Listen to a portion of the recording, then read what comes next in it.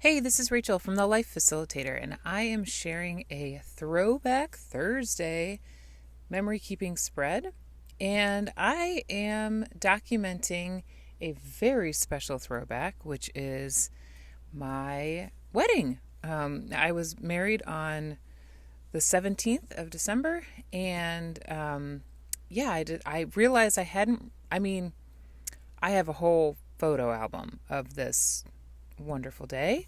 But I don't have any like little memory keeping spreads on it. I got married back in 2011, and that was before I was really doing any sort of memory keeping that I am doing now.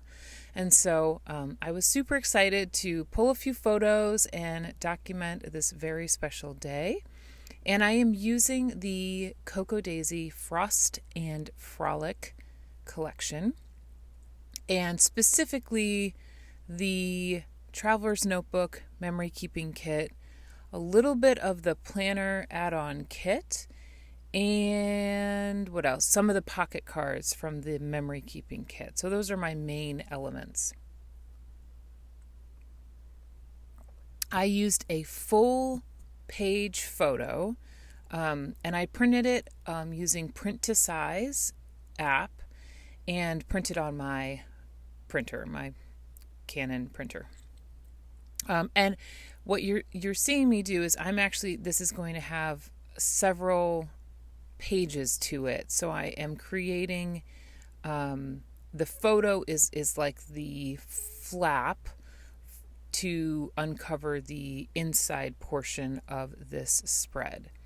And I was excited to I loved that just really sweet black and white pattern, and I felt like it looked it looks really nice with this photo, had to use it.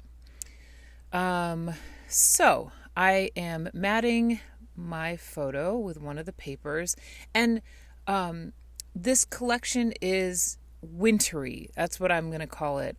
It's not necessarily like Christmassy. It's more like wintry. And so I am trying to pull those sort of wintry elements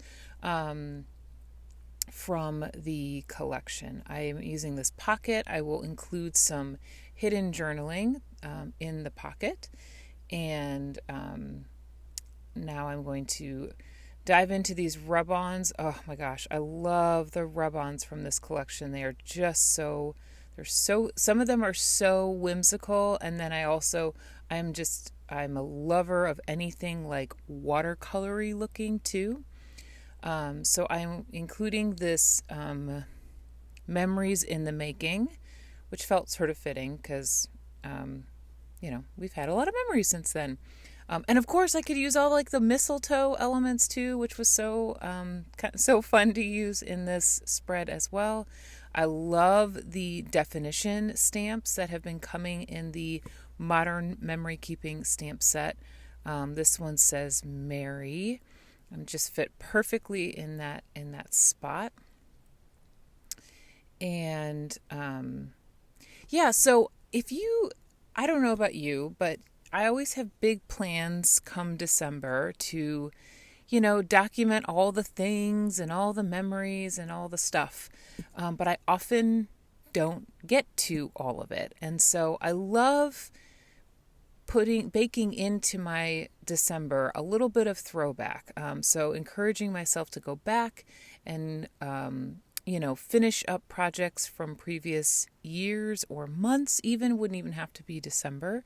But it's good to, it's okay, and it's more than okay to go back. I mean, I'm going back 11 years here for this spread, and I couldn't be more excited to be doing that. So I encourage you, if you've received the Frost and Frolic collection and you're not sure how you plan to use all of it, maybe you're not really doing a whole lot of documenting of the current year, maybe go back, pick a memory from your childhood or something from the past, and go back and document those days maybe when you were little. making this spread had me thinking about all of the kind of childhood memories that I don't have. They're in a photo album somewhere, but they are not, I don't have them documented. So, consider the Throwback Thursday a fun challenge for this holiday season, this time of year.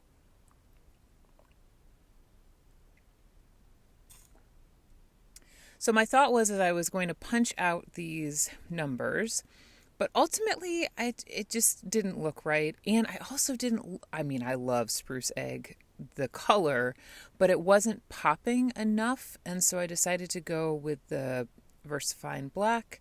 I'm trying to get the stamps as straight as possible, so I make a little line for myself. And I want to make sure they're close enough together that they will fit on the pocket card, because this little element will be, its home will be the pocket card, or the clear pocket. So once I've finished that, I'm going to trim this label, I guess. It's almost like it's the title. My thought was this is basically the title of the inside portion of this spread. And I think if someone were to ask me, what are your favorite stamps? I definitely love having like a really basic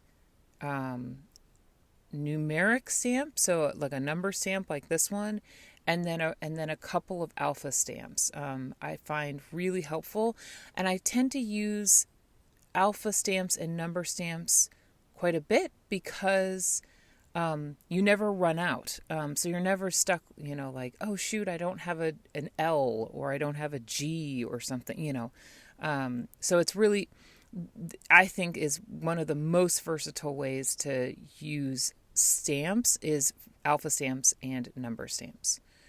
All right, so we have finished, I think, for the most part, the inside of this layout. And now I'm going to work on embellishing this full page photo. I have a lot of open space to work with, which is partly why I chose this photo. I knew when I saw these clear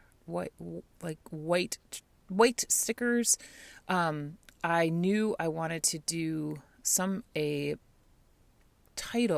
subtitle on the wood floor because there was a lot of room for it. So I ended up doing December Moments. And I think, yes, I struggled a little bit with getting the little pieces out. The trick is, and I know Christine has talked about this before in other Cocoa Daisy videos, but having a sharp tool, like a little X-Acto knife, to sort of help you get some of those inner pieces out is very helpful. And that's ultimately what I did. And now I'm going to look over the chipboard and then ultimately go back and look at using the alphas. I decided as I was working on December Moments, I knew what I wanted to add. Oh, and I also knew that this pocket card, this large traveler's notebook card, was a perfect place for a title, like a big title. So I started with the alpha stickers, and ultimately it just wasn't big enough. I needed it to be... Oh no, you know what? I do end up using... Nope, I don't end up... Yes, I use the alpha stickers, and then I use these beanstalk stamp for the actual for our name. And I was so excited when I found that ampersand and how perfectly the Mr. and Mrs. fit, above the Newman. Oh man, I was moving at this point. I was pretty excited.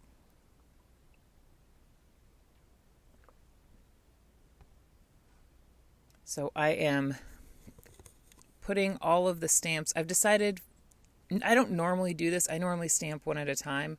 But, sometimes you're just kind of impatient.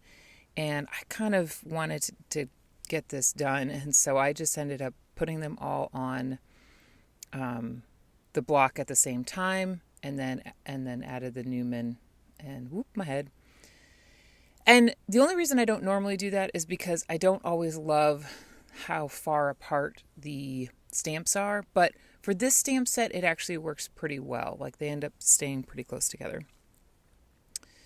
And I'm going to think about using some other stamps, but ultimately I decide to use some scraps of pattern paper to sort of fill in the white space. It just felt it was a little too much white space, and I wanted to bring in some more like pattern and color from this collection, so I ultimately will do that.